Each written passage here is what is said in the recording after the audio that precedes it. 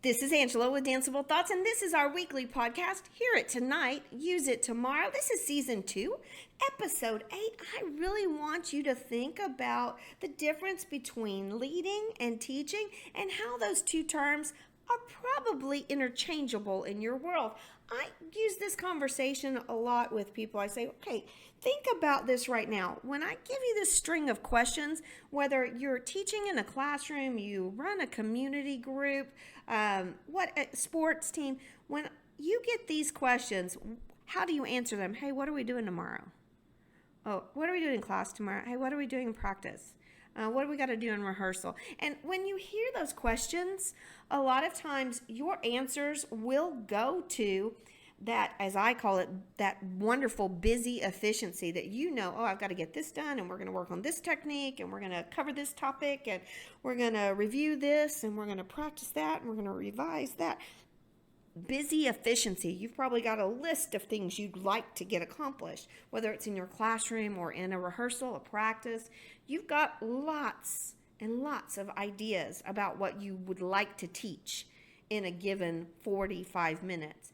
But the truth is, what you are doing more often is you're doing something much more overarching. You are leading a group of people towards a goal. It may be your goal for them to learn this topic, that topic, something else, but you're leading them, and I hope you're inspiring them. So I've been really thinking about this in terms of how the corporate world looks at leadership. So in my retirement, I've had a lot of time to explore different avenues for me to bring to you about ideas about leadership. And I think often what happens in the corporate world, I'm going to call it their 2020 vision because we're almost there, will get repackaged and reworked and often passed on into an educational setting.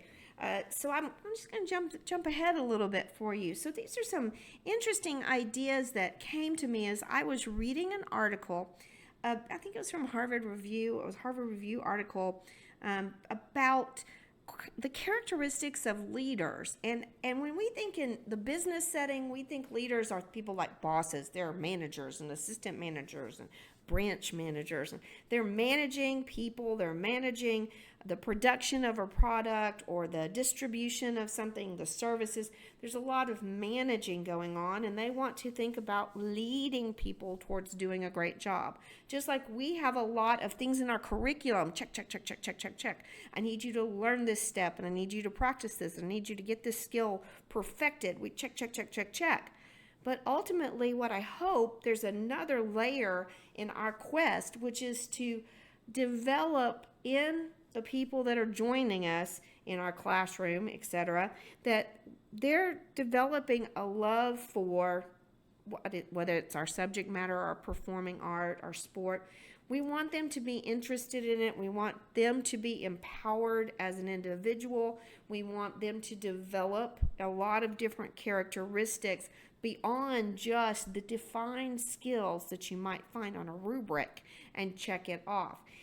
So that's why I thought I would kind of dabble with this, because I think that at this point, speaking to my educator friends, you've been back in school pretty much, whether it started with early rehearsals, but August, September, we're into October now. I think you've probably done a wonderful job. A phrase I love, being busy, efficient, getting them out there, communicating expectations to them at the beginning of the year. You've got it started, but has it started to wane a little bit? So the first thing I'm going to say to you is that I want you to think about those expectations that you wrote down when you weren't exhausted and so tired and so busy. You had all these great ideas, and you had things that you told them, all right, we're going to do this, and we're going to create this environment for our class. You had a set of rules that you probably found some great way to display in your classroom or your practice setting. You've had to probably use them for a little bit of discipline at this point.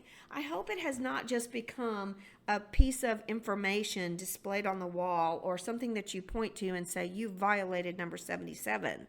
I hope that your expectations are still living on in your daily jargon. That doesn't mean that you need to nag at them and repeat it over and over, but can you make it part of the conversation? Can you make affirmations that you recognize they're meeting your expectations or exceeding your expectations? You don't have to look at them and say, hey, we had a goal of such and such and such and such, so you do, please accomplish this. No. Just make it part of your banter that lets them realize that you are constantly on the same quest that you were on when you were enthusiastic and starting the class year. You got to think about it. It's got to become part of your banter, and I hope you'll do that. I was looking at these characteristics. Number one, and they kind of summed it down or condensed it down into this idea of strong ethics. And of course, when I hear ethics, I can think about, doing things the right way and in an honorable way. I also get the idea of work ethic, that they see that you are just like them, out there doing the task, whether it's keeping up with the paperwork, it's keeping up with the physical work, that they know that you're asking them to work at a certain pace, that you are matching that pace. But what I'd love to really discuss with you, something a little bit different, was the idea of providing, as part of your strong ethics, providing a sense of safety for the people who are I'm going to call them your charges, whether it's your students, your team, your group. Providing them a sense of safety. Well, I come from the performing arts world, so a sense of safety immediately to me is first and foremost physical safety. I'm going to ask you to push yourself a little bit, try to stretch a little bit more, try some skills I'm going to ask you to do these, but I'm going to make sure that you're doing them in the right way, that I'm going to give you sequenced warm-ups, sequenced skills so that you can physically start challenging yourself, but doing it in a safe and reasonable way. So physically is pretty easy. We also think about school safety, and your students, it's a big topic right now, but your students need to know that they're physically safe in your presence, that if they needed help, shelter, they needed to know a direction to go, they needed good information in a moment of stress, that you would be able to steer them in the right way, that you are competent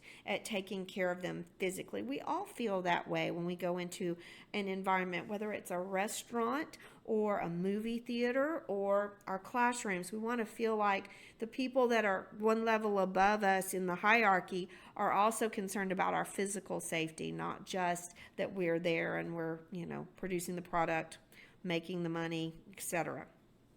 With safety also comes the idea of intellectual safety, and which kind of is closely paired with emotional safety.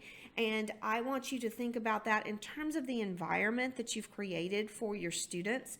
I feel like there was another part of this that seemed really common to me as an educator. They said that we want to foster connections between our group, the members of our group, and the leadership of our group. That's all part of feeling safe, feeling comfortable to take risk. And for performing arts people, that's very important, and I don't need to talk too much about that. My academic friends, that there are certain students that are a little bit nervous, they're shy, they're reserved. They don't want to ask the question in front of their peers. They don't want to read out loud in front of their peers, or they don't want their work displayed on the board. Well, you have to kind of slow walk them into taking those small risks so that then eventually they'll try bigger and bigger challenges. So it's interesting to me that this concept of strong ethics is not just, like I said, right and wrong and being consistent with the rules. And it's not just about work ethic, how hard you're going to work, but it's about creating the environment and being responsible for students' safety and all those different definitions. I talked again in my mind, when I was going through this, I feel like we've said this so much about this fostering connections, But I got tickled, and I'll just share out with you that they gave examples of things like, have a song, have a motto, have a shirt, have an activity where they do what we would call team bonding or class bonding to create a sense of belonging. I had a great interview with one of my dance educators here in the Houston area, and she talked about how she gave her classes an opportunity to create a poster and a nickname and give themselves an identity. It's very empowering for groups to have a sense of pride, a little bit of competition, just the correct amount of competition. But beyond the idea of fostering those connections and that sense of belonging, I think I'm going to bring it around to you that not every class is going to behave the same way. That's a big, yeah, right, duh, of course. But you can't, I would have to teach my Dance 1 curriculum 2 or 3 times in a given day. Well, every group of students was different. Even the vibe from the early morning group to the later in the afternoon group was going to be different. That's just the world. That's just reality.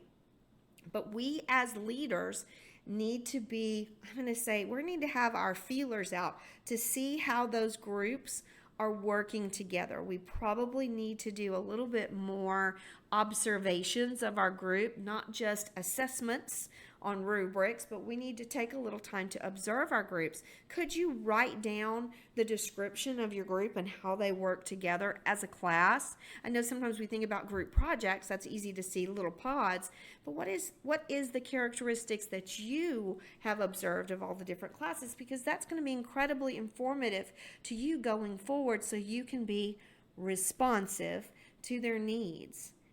And I know you are brilliant. You are the experts in your fields and the experts in the room. I know that you're going to get the to-do list checked off, but you're probably going to have to do it in several different ways throughout any given day. That's one of the things that popped up recently on social media, saying that teachers make thousands of decisions every class day. No wonder they're exhausted at the end of the day. Well, I absolutely agree. But I think any responsible leader is doing that. You're making decisions about how to react in a positive way to each situation and steer it to keep the ship sailing. Very important that you be active, and that means that you're going to have to be comfortable with your own sense of testing ideas, A/B testing as they call it. I'm going to try this. And I love this other phrase that came about, went through my reading. It's called safe failing. So not fail safe. You're going to go to fail. It's just a given. Some things are going to fail, but failing safely. So again, there's that safety idea for your students, intellectually, emotionally, and it's also for you. Can you try something? Can you make a tweak to the way you're doing something? And if it doesn't work out, can you be okay with that? Some people, that's very difficult. I get it. So I'm going to say to you, and you know you better than I will ever know you, you need to decide, what can I tweak? That if I change the way I present this material, they're still going to get the same big concept, but maybe I will present it to different groups in different ways. And if it flops, it's okay. Tomorrow is another day. I'll try it a different way. Safe failing is a part of learning. And I loved that this was in the characteristics descriptions of a leader. Isn't that interesting? That you could see a leader not get everything right the first time, but how you respond. Do you freak out? Do you lose your cool? Or do you go, all right, that didn't work. I'm going to address this and we'll try it a different way. Since they see you in a way that it's okay for you to not fail as a habit to the point where you don't get the content out there, but they see you taking risk and adapting positively to things that don't go perfectly.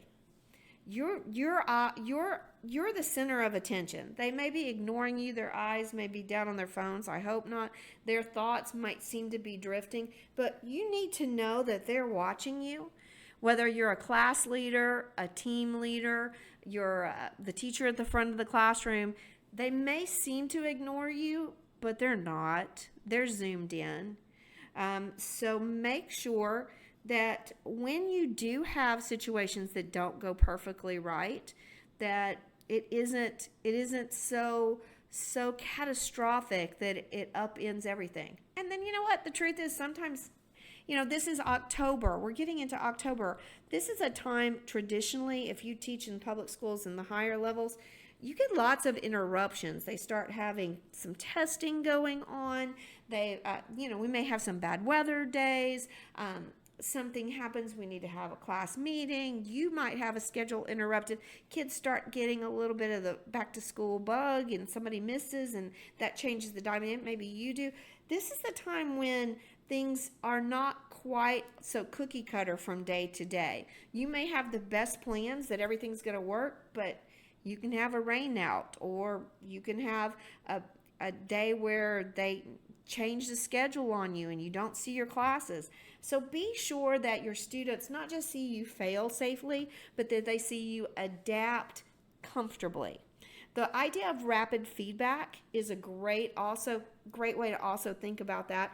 When you see something going wrong, you don't have to just scream, no, stop it, don't. You say, hey, you know what? That's not working. Let's pause.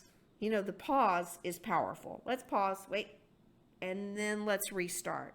And maybe you just need another do-over, or maybe you go, wait a minute, I really don't think this is working. Whether it's a way that you're trying to teach a concept in your math class, or it's a way you're trying to do something in your academic setting, you got to give them that quick feedback. They need that because nobody, think about, nobody wants to be finished with a 24-step project or group presentation and find out that you did something wrong on step 7.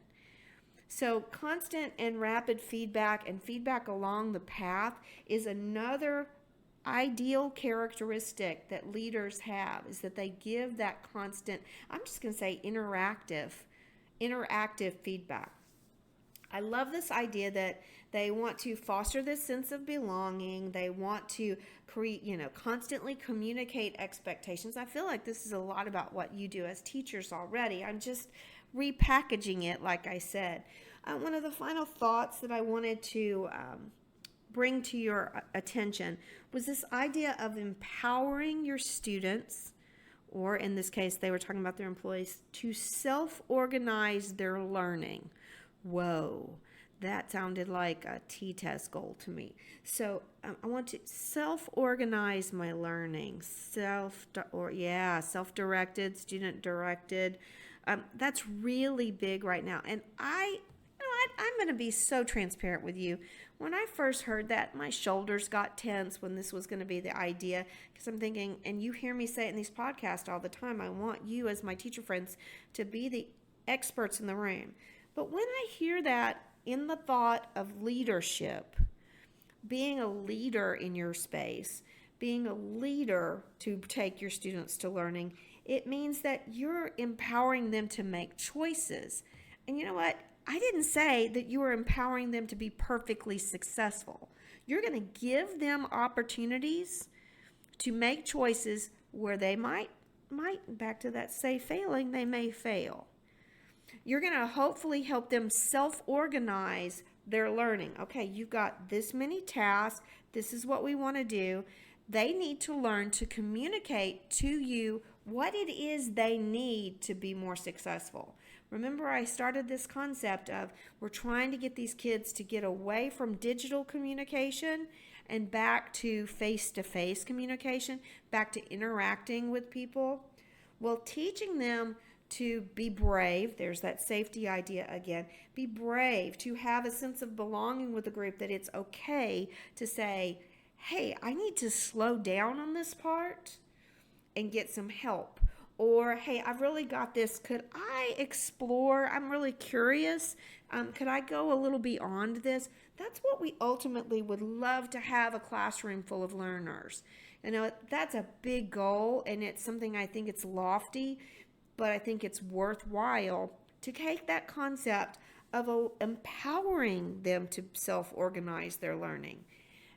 Again, I really keyed into, of course, if you think about it, you want them to be successful, but it's okay for them to go through the process because, and this is the last thought with this idea, is that you want what you love about the subject, what you do in your classroom, in your coaching setting, you want that to leave the beautiful thought, leave that legacy with them, that they were inspired to do more, to explore more widely, to look in more depth about a subject, or to try at a higher and higher level in their performing art or their athletics or their academics. That your legacy that you leave with them probably is not the sum of your learning, like in a little, disk drive that you can hand them and say, here, here's everything I know about the subject. But what the legacy you hope to leave with them is their love for the learning, for the subject, the passion of what we're doing, so that they become excited about being a student again. And they are excited to follow your lead in learning. I know that you are, I love our performing arts community. I love my education community. And I know that in your hearts, that's exactly what you want from your students. But sometimes we see it first in terms of those to-do lists. I need to see them do this skill. I need to see them pass this test. I need to see them create this, that, and the other. We first see it in the task, but what we hope is not the end of their experiences is the task list is all checked off. We want it to be an ever growing and ever improving and ever reaching outward love and interaction with, and for my situation, the performing arts. So I think these are the danceable thoughts I hope you'll carry with you into the new week. As we finish up this conversation, don't forget that you can also tune into the Morning Rev. That's me, 2 minutes every morning, giving you a little bit of thought about the things that are coming ahead and giving you inspiration to go out and really take charge of your day in a positive way. I've really enjoyed exploring this topic for you. I'm going to continue to work on it. So I'd love to hear feedback from you guys. You can find me at Angela at Danceable Thoughts. Find me on social media. I want you to take time to really think about all these ideas, think this through, and let your mind dance it out. I love this time together. Thank you so much for listening.